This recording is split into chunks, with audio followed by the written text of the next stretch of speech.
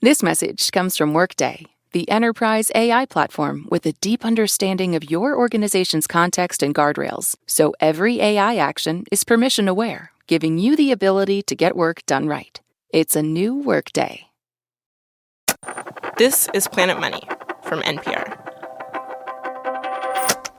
Okay, how many times have you sat and thought about how much more you could accomplish if you had more time, more money, more resources? Like how good your project could be if you had just one more day.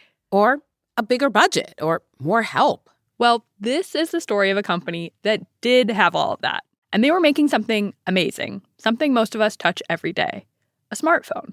But, and this is the part that is bonkers, this was happening nearly 2 decades before the iPhone came out. Before the internet, before Wi-Fi, before mobile data, before cell phones even. Tony Fadell was employee number 29 at that company. Before even email really existed for people, before anything like Amazon or e-tailing existed, before downloadable games or downloadable music existed, all of that stuff. We were creating all the technology that would later become what the iPhone was. Nowadays, Tony is a businessman.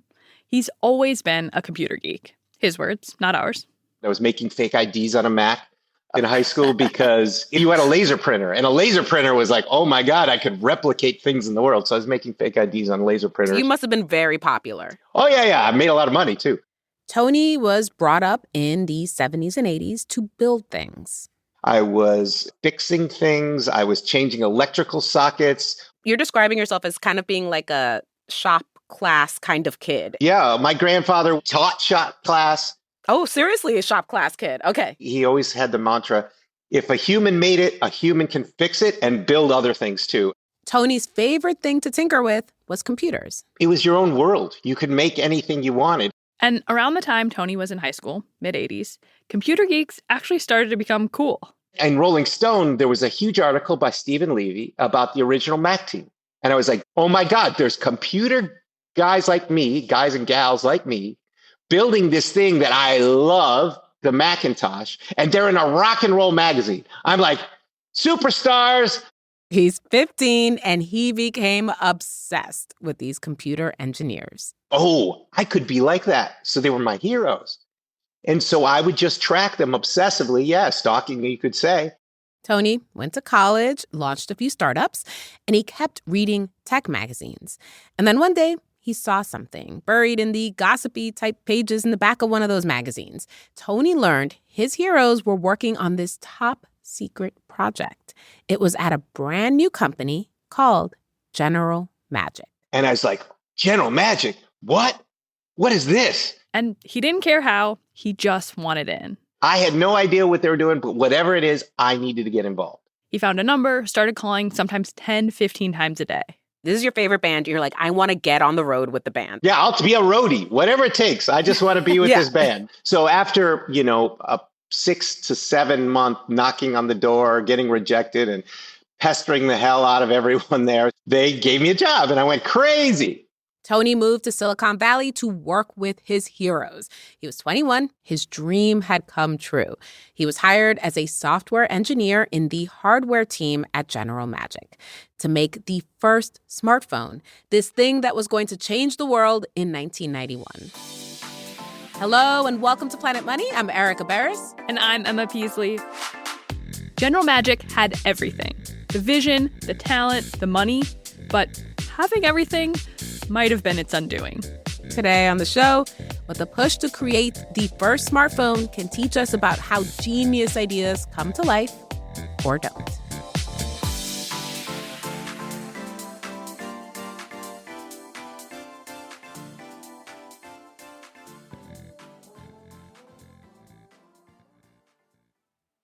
This message comes from Schwab. With the new Schwab Teen Investor Account, teens can gain hands-on investing experience. It's co-owned by you and your teen, so you can monitor the account while your teen learns how to invest and manage money. Learn more at schwab.com.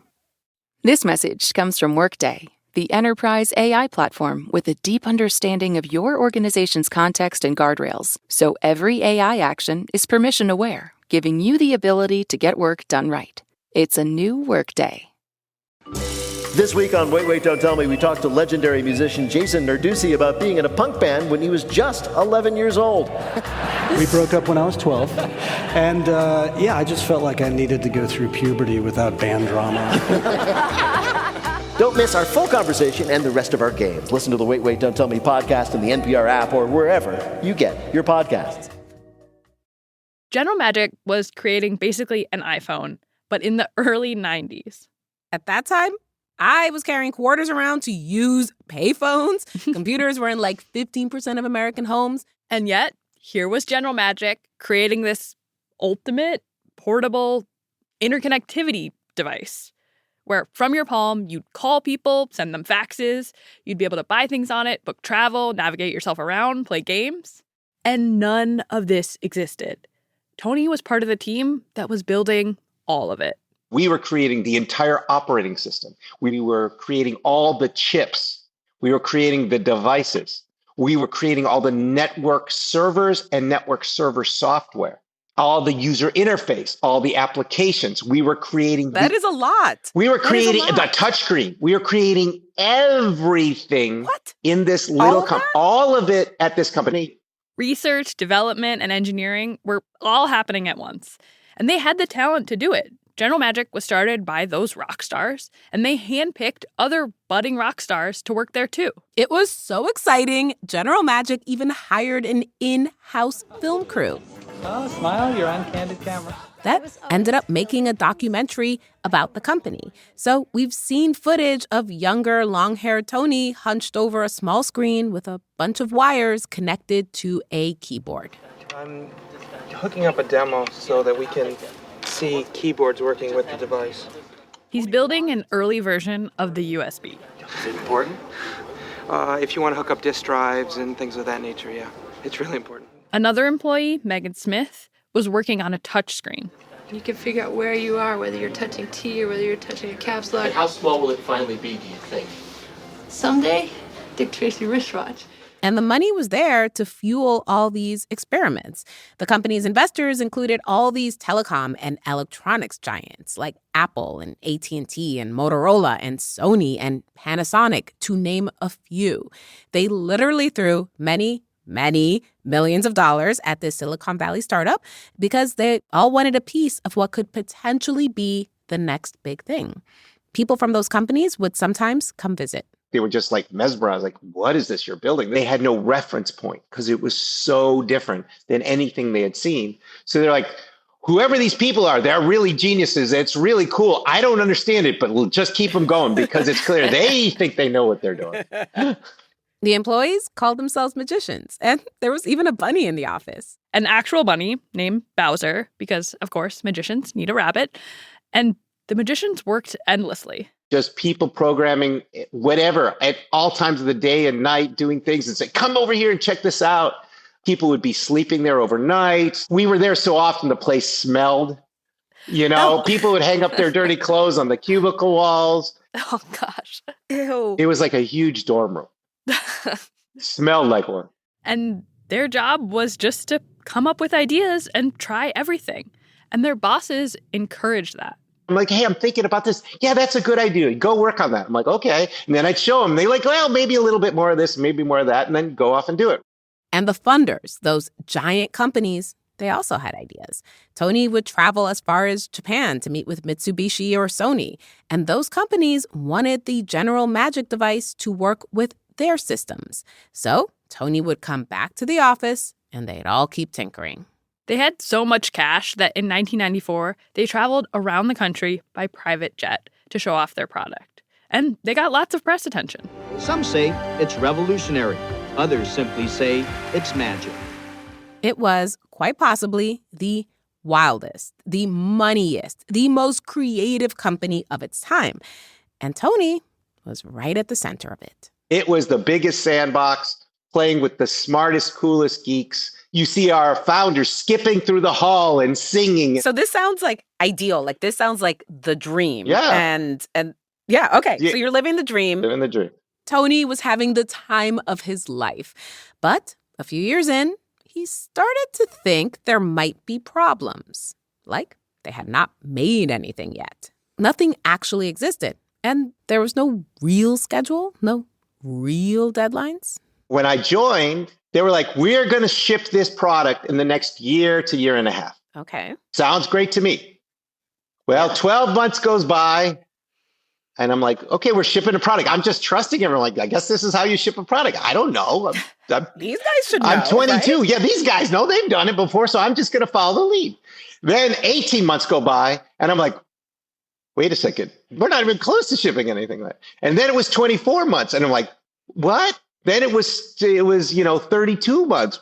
12 months turned into 4 years, and they still hadn't actually finished the product they had set out to build. And at that point, there started to be pressure. Sony and Panasonic and Motorola and all those companies were like, hello, where is the product that we invested in? They had to get a product to market.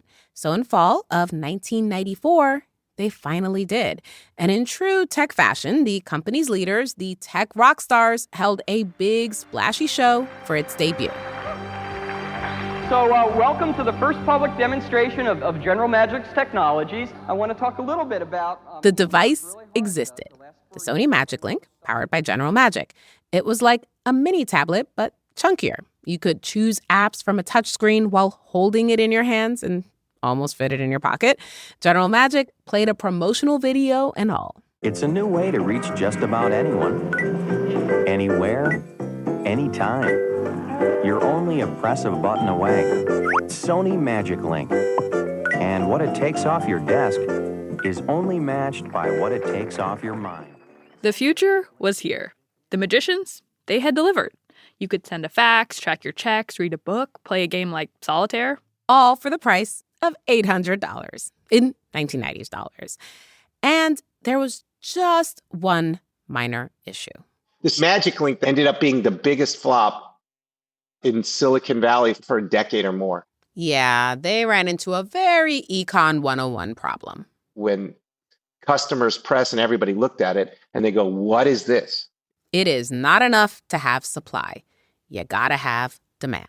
Less than 3,000 Magic Links were sold, mostly to family and friends of the magicians. And within a few years, this company that was going to change the world became a distant Silicon Valley memory. How did that happen? How did this visionary idea become a nothing product? Well, that whole story you just heard, that whole story was the reason it became a nothing product. At least that's the theory of one guy who spent years researching what happens when people have too much freedom. They were a spectacular failure because they had too much. They had too much talent. They had too much time. They had too many resources. They could do anything. And so they did do anything. David Epstein is a journalist, and he says years later, when he got his hands on the thing General Magic built, this iPhone before the iPhone was actually pretty fun. I mean, I played with a Sony Magic Link, and it's definitely cool. But part of the problem was there was so much that it was incoherent. I mean, it shipped with a 200-page manual. Can you imagine getting a device like... The phone book, essentially. We first learned about General Magic from a book David wrote called Inside the Box, How Constraints Make Us Better. David studied what made Dr. Seuss and Dr. Martin Luther King Jr. and Isabel Allende and NASA and Pixar successful. And his big theory that cuts across all of them is that to be creative, to be successfully creative, you need limits. David says what happened at General Magic is a great example of why people need constraints. And you can basically distill his takeaways into 3 lessons. Number 1, they didn't have a clear customer in mind. They didn't have a problem they were fixing or a need they were filling. Basically, nothing to guide what they were making. They did have an imaginary customer in their heads named Joe Sixpack. Basically, a guy lazing on his couch with a beer, watching TV. What they didn't think about was what problem they were solving for him. Like, he didn't need email in his pocket because odds are Joe Sixpack didn't even own a computer. Is Joe Sixpack going to read a 200-page manual? I mean, I've read a lot of the manual. It's elaborate. They did test the Magic Link on a few real people, like Tony's mom. My mom was a user tester.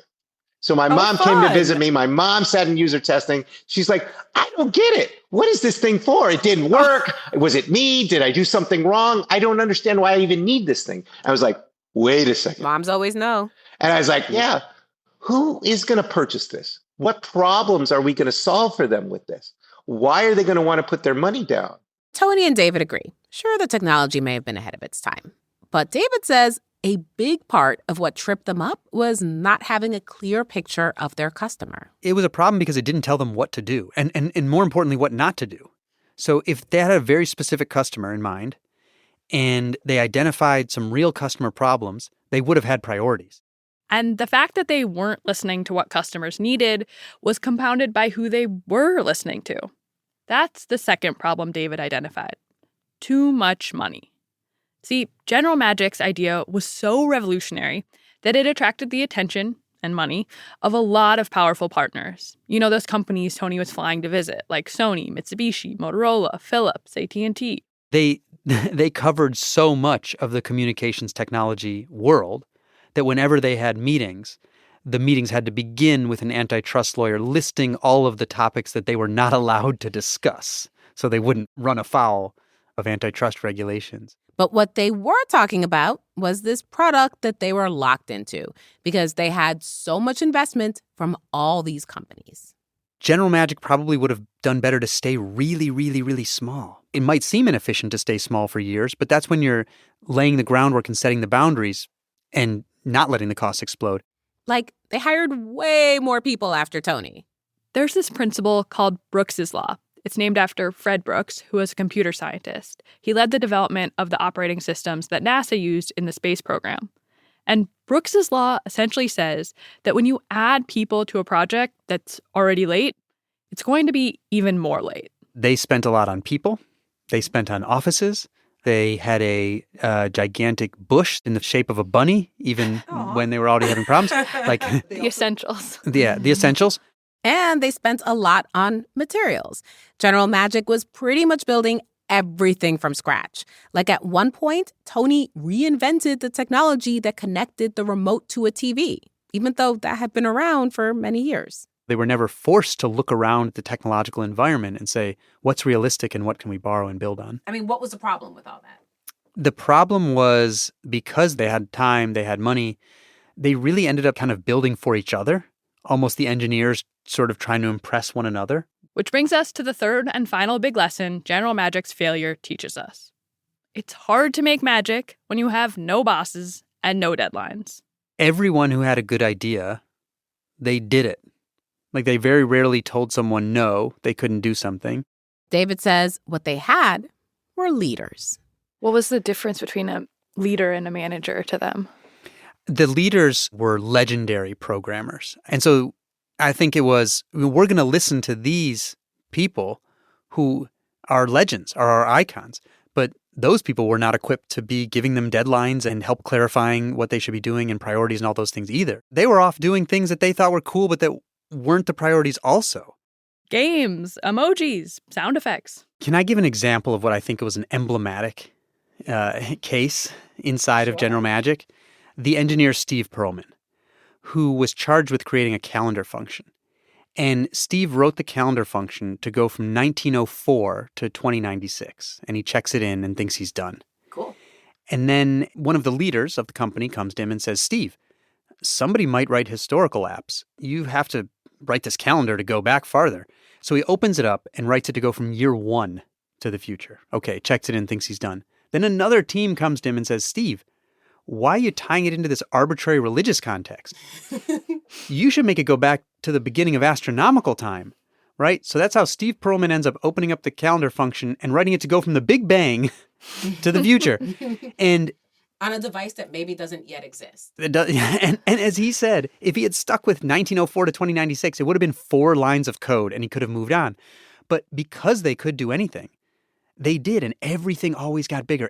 Meanwhile, the Magic Link, what was supposed to be the first smartphone, never delivered on its most basic promise. This thing that was going to be a phone and a computer and more didn't end up having a phone. And we can look at the magicians and go, wow, what a disaster. What a wreck. Too bad. And move on. Or we can look at General Magic the way Tony Fadell did, as a blueprint for what not to do. After he left the company, Tony applied what he learned to future projects, like big projects, including the real iPhone. And in the most iconic features of those products he helped create, you can actually see and touch the lessons Tony learned. That's after the break.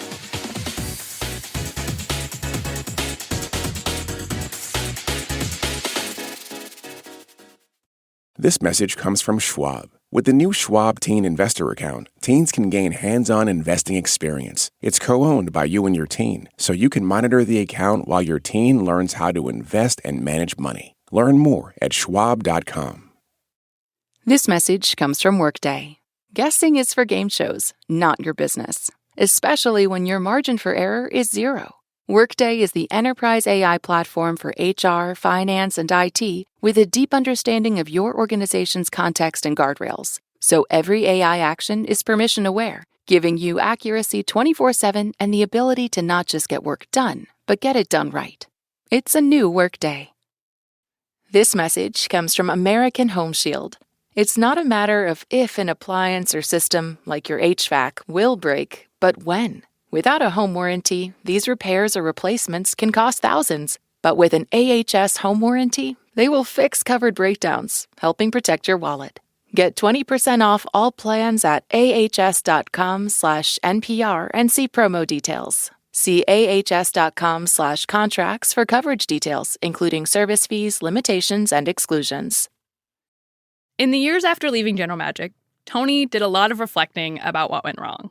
What made this company that had all the best people, all the money, all the possibility, fail? He ended up writing his own book. It's called Build, where he talks about his time at General Magic and all the lessons he took away. He kind of turned what happened there into a list of everything not to do. A few years after leaving General Magic, he was hired by Apple to work on this idea he had, a portable MP3 player. When he had a prototype, Steve Jobs saw it, and he was like, oh, this is great. I really want to do this thing. Now, you have to remember, this is March 2001. Apple was $500 million in debt. Steve goes, I'm greenlighting this project. We need to do this.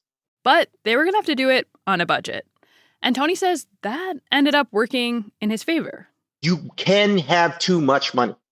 You absolutely, because you don't have constraints to make you think hard. When you know the clock is ticking and the bank account is draining and you have to really understand what it is you're building, it focuses people. Right at the outset, Tony says he and his team knew what they were making and had a very specific customer in mind who wanted a very specific thing. I want to take all my digital music with me everywhere I go. I want to take 1,000 songs in my pocket. We knew exactly what that product needed to do. At Apple, with a limited budget and a clear scope, Tony says he looked for ways to build on what was already out there. You didn't completely build it from scratch. Yeah, I went to all the different big companies and small companies around the world doing MP3 to find the right processors, ground level software necessary, the right batteries, the screens, and everything else. So he's like, what are the Lego blocks I can get, stick them together, add a bunch of software, add a bunch of things to make this thing work. Everything from the interface software to the chips to the batteries to the hard drive, even the design. In building the iPod, Tony thought of this Danish cordless phone he admired. So I ran right to Bang & Olufsen, bought a couple, tore them apart, and go, oh, yeah, that's just the opto coupler. Like, I can just do that. No problem. The result was the classic iPod design with the wheel and the button in the middle.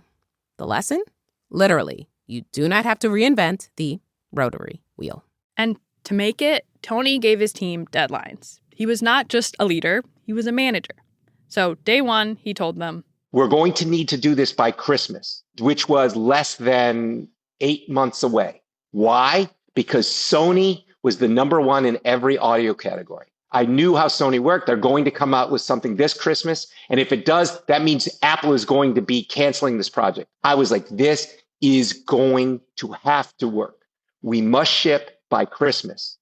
And he says that big deadline wasn't the only constraint. He set up lots of little deadlines. Tony and Apple got the iPod done and debuted it in months.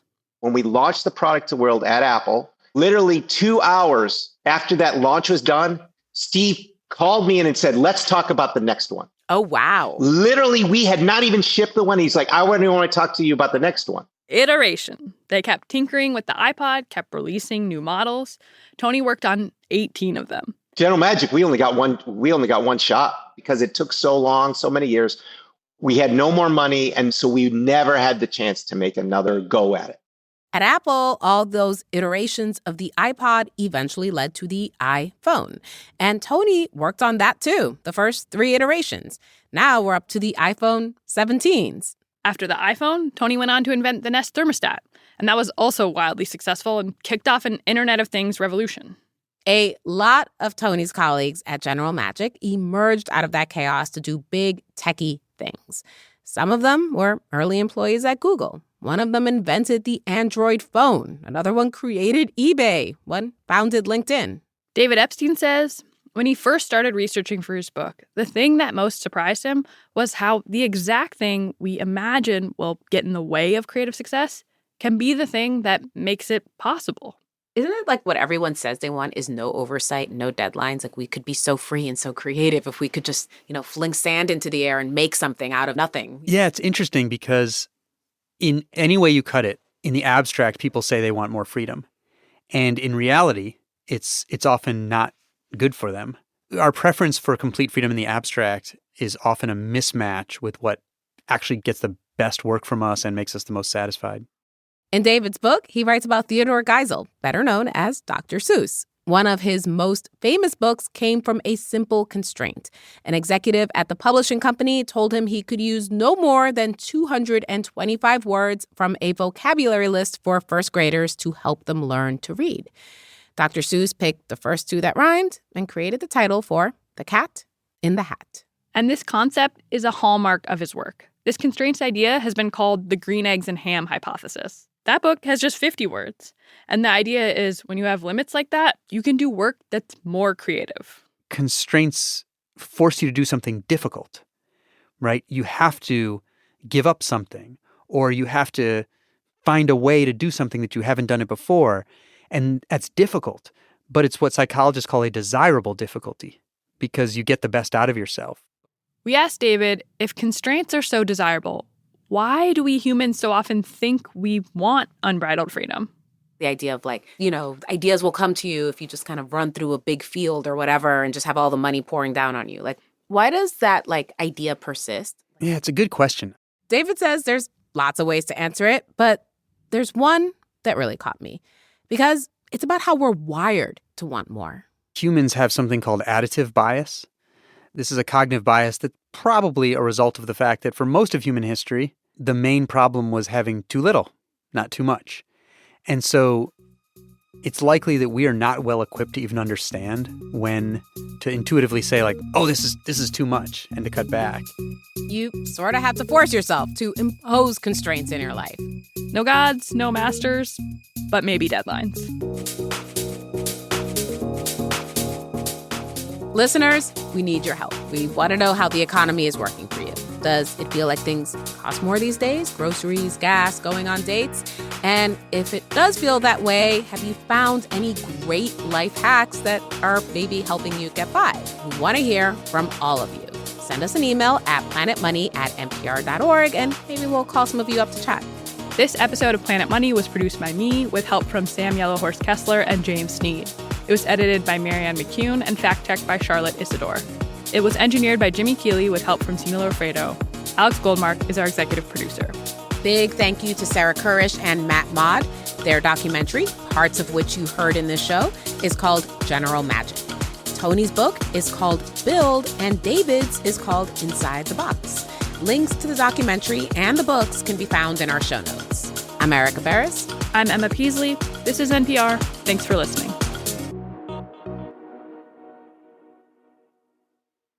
This message comes from Workday, the enterprise AI platform with a deep understanding of your organization's context and guardrails, so every AI action is permission-aware, giving you the ability to get work done right. It's a new Workday.